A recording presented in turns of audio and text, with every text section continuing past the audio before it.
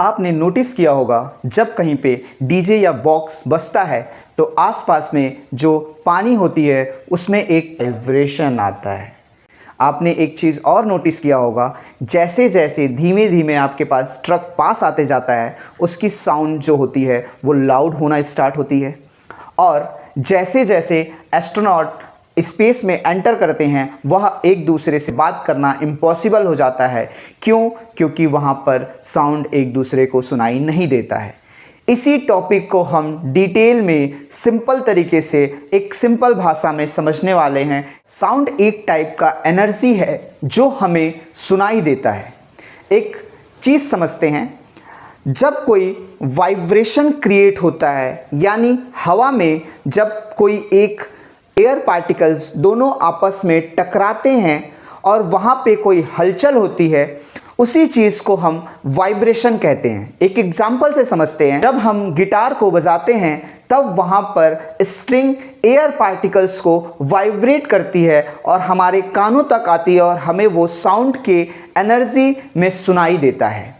और एक एग्जांपल लेते हैं, आप घर में एक एग्जांपल प्रैक्टिस करिएगा। जब बैलून में हम एयर फील करते हैं और उसको हवा में छोड़ते हैं तो उसमें एक साउंड निकलता है फिश टाइप का, FSSS फिश टाइप का एक साउंड निकलता है। वो क्यों होता है? क्योंकि जब एयर पार्टिकल्स में वाइब्रेशंस होते हैं तो हमारे कानों में वो ऐसी आवाज़ आती हैं।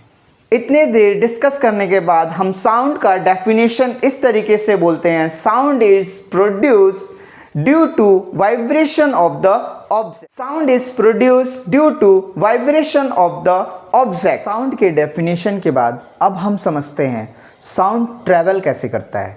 तो साउंड को ट्रैवल करने के लिए मीडियम की ज़रूरत होती है। इसमें 3 टाइप के मीडियम्स होते हैं। फर्स्ट, हमारा जो साउंड ट्रैवल करता है वो एयर में ट्रैवल कर सकता है साउंड, वाटर में ट्रैवल कर सकता है साउंड और सॉलिड में ट्रैवल कर सकता है। ये 3 जगहों पे साउंड ट्रैवल कर सकता है। It means no air no sound travelling. ठीक है, साउंड बिना मीडियम के एक जगह से दूसरे जगह ट्रांसफ़र नहीं हो सकता है। इसीलिए एस्ट्रोनॉट जब स्पेस में जाते हैं तो वहाँ पर एयर नहीं होने के कारण वह एक दूसरे की आवाज़ नहीं सुन सकते हैं और उन्हें एक गैजेट की ज़रूरत पड़ती है कि हमारी जो भी आवाज़ हम बोल रहे हैं वो दूसरे को बिना एयर के सुनाई दे। ठीक है, वह एक अलग पार्ट है, मैं उस पर भी वीडियो लेके आ जाऊंगा। ठीक है, तो हमें समझना पड़ेगा साउंड ट्रैवल करता है मीडियम के through. No air no sound travel कैसे करता है? इसमें ये चीज़ होती है, जब कोई वाइब्रेशन सोर्स होता है तो वह एक पार्टिकल को धक्का देता है और वो दूसरे पार्टिकल पे जाता है। यह जो प्रक्रिया होती है इसको हम बोलते हैं कंप्रेशन हो रहा है। ठीक है, कंप्रेशन बनता है। आप वीडियो में देख सकते हैं कैसे कंप्रेशन बन रहा है और किस पार्ट को हम कंप्रेशन बोलते हैं। और जब वही पार्टिकल वापस आता है तो वो रिफ्रैक्शन बनाता है।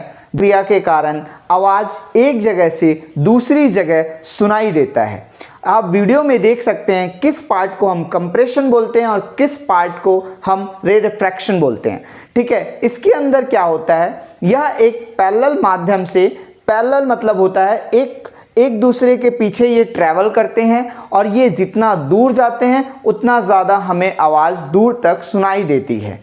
इस तरीके से बिना लॉन्गिट्यूडनल वेव के साउंड ट्रैवल नहीं कर सकता। इसके बाद हम समझते हैं साउंड के क्या क्या फीचर्स होते हैं। तो इसके 3 टाइप के फीचर्स होते हैं। फर्स्ट होता है एम्पलीट्यूड, सेकेंड होता है फ्रीक्वेंसी एंड थर्ड होता है टाइम पीरियड। ठीक है, इस 3 प्रक्रिया से साउंड कोई सी भी बहुत ज़्यादा तेज, बहुत ज़्यादा धीमे, लो पिच, हाई एम्पलीट्यूड, ये सारी चीज़ें इस फीचर के थ्रू हम बहुत इजी वर्ड्स में सीखेंगे। एक करके सारे फीचर्स को डिस्कस करते हैं। पहला एम्पलीट्यूड जितना ज़्यादा लेंथ वाला वेव बनेगा, जितना बड़ा वेव बनेगा उतना ज़्यादा साउंड हमारा लाउड होगा।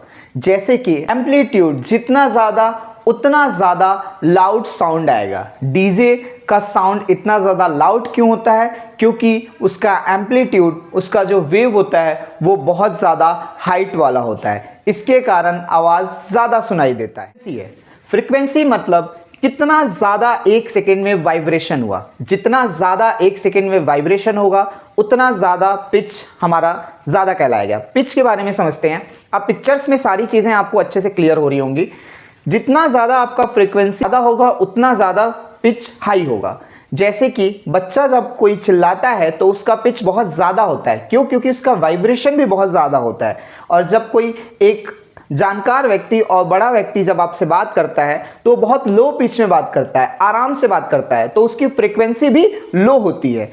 इट मीन्स कि एक सेकेंड में कितने बार वाइब्रेशन हुआ, एक सेकेंड में कितने बार वाइब्रेशन हुआ, उसे हम फ्रीक्वेंसी कहते हैं। और फ्रीक्वेंसी जितना ज़्यादा उतना ज़्यादा हाई पिच कहलाता है। थर्ड हमारा है टाइम पीरियड। टाइम पीरियड का एक फॉर्मूला है T is equal to 1/f। 1/f, f यहाँ पे रिप्रेजेंट करता है f is equal to frequency को कितना टाइम लगा, इस टाइम पीरियड के फॉर्मूला से हमको पता चलता है। फॉर्मूला है T is equal to 1/f। तो इन सारे तीन फीचर को मिला के हमारा फॉर्मूला बनता है साउंड की स्पीड पता करने के लिए। तो साउंड की स्पीड इज इक्वल टू होता है वेवलेंथ इनटू फ्रीक्वेंसी। हमारा साउंड की स्पीड निकालने के लिए जो हमारा फॉर्मूला है वो आपको पिक्चर में दिख रहा होगा। हम इसमें मिनी ट्रिक यूज़ करते हैं। इट मीन्स फ्रीक्वेंसी जितना ज़्यादा उतना पिच हाई होगा और एम्पलीट्यूड जितना ज़्यादा उतना ही लाउडनेस इंक्रीज होते जाएगा।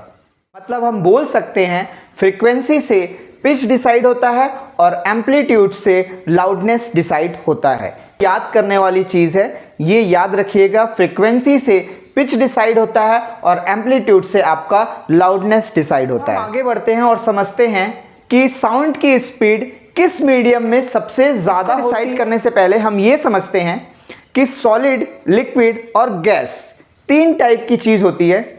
सॉलिड में पार्टिकल्स सबसे ज़्यादा एक दूसरे के पास होते हैं, वाटर में पार्टिकल्स थोड़ा सा दूर होते हैं और गैस में या फिर एयर में पार्टिकल्स और ज़्यादा दूर होते हैं। इससे हम कह सकते हैं कि सबसे ज़्यादा कम स्पीड अगर जो साउंड ट्रैवल करता है, सबसे ज़्यादा कम स्पीड जो साउंड ट्रैवल करता है वह एयर में, और सबसे फास्ट स्पीड जो ट्रैवल करता है वह आपका सॉलिड में। क्यों? क्योंकि जितना ज़्यादा पार्टिकल पास होगा स्पीड साउंड की उतना ज़्यादा होगी, और जितना पार्टिकल्स दूर होगा उतना साउंड की स्पीड कम होगी। जैसे कि एग्जांपल्स लेते हैं, एक बार डिटेल्स में देखते हैं साउंड की स्पीड क्या होती है। एयर के अंदर 343 मीटर पर सेकेंड से साउंड ट्रेवल करता है। वाटर के अंदर 1500 मीटर पर सेकेंड से ट्रेवल करता है। और आपका लास्ट में सबसे ज़्यादा जो fast medium of sound travelling है सॉलिड, जिसमें 5000 इट मीन्स 5000 मीटर पर सेकेंड से स्पीड साउंड की चलती है। इस तरीके से साउंड का पहला पार्ट का हमने टॉपिक ख़त्म किया। इसको मैं और इंटरेस्टिंग तरीके से इसका सेकेंड पार्ट जो बचा हुआ है, फ्रीक्वेंसी, कैसे हम साउंड सुनते हैं, कान के पास हमारे साउंड कैसे सुनाई देता है, किस तरीके से कौन से फ्रीक्वेंसी हम सुन सकते हैं, कौन सी फ्रीक्वेंसी एनिमल्स सुन सकते हैं, किस तरीके से हमारा साउंड काम करता है, हमारे कान के अंदर आके हमें सुनाई कैसे देती है, क्या उसमें फिनोमिना होता है, ये सारी चीज़ें हम देखेंगे नेक्स्ट वीडियो में। Thank you so much. Please subscribe my channel and इसको ज़्यादा से ज़्यादा शेयर करिए और कमेंट्स में मुझे बताइए इसमें क्या क्या डिमेरिट्स है, ताकि मैं उसको नेक्स्ट वीडियो में और इम्प्रूव कर सकूं। Thank you.